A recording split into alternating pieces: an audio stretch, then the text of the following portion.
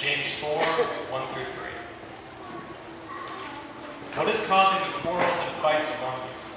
Don't they come from the evil desires at war within you? You want what you don't have, so you scheme and kill to get it. You are jealous of what others have, but you can't get it, so you fight and wage war to take it away from them. Yet you don't have what you want because you don't ask God for it. And even when you ask, you don't get it because your motives are all wrong. You want only what will give you pleasure. Okay. Let's go over this again. We've never had this kind of misunderstanding before. Oh, Steve, come on. The only reason we haven't had this misunderstanding before is because you never listen to what anybody says. I always listen. Don't always listen. Look, it's simple, okay?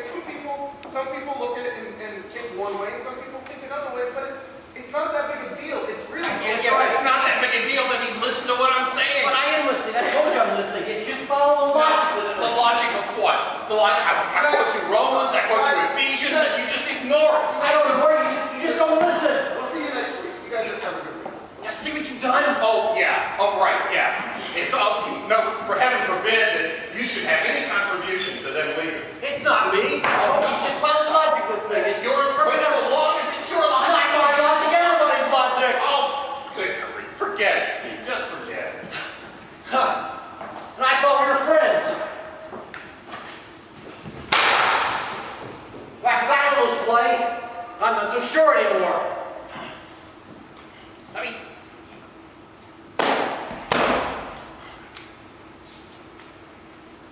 You have heard that our ancestors were told, you must not murder. If you commit murder, you are subject to judgment. But I say, even if you are angry with someone, you are subject to judgment. If you call someone an idiot, you're in danger of being brought before the court. And if you curse someone, you are in danger of the fires of hell. So, if you are offering your sacrifice at the altar in the temple and suddenly remember that someone has something against you, leave your sacrifice there at the altar. Go and be reconciled to that person. Then come and offer your sacrifice to God. While you're on your way to court with your adversary, settle your differences quickly. Otherwise, your accuser may hand you over to the judge, who will hand you over to an officer, and you'll be thrown into prison.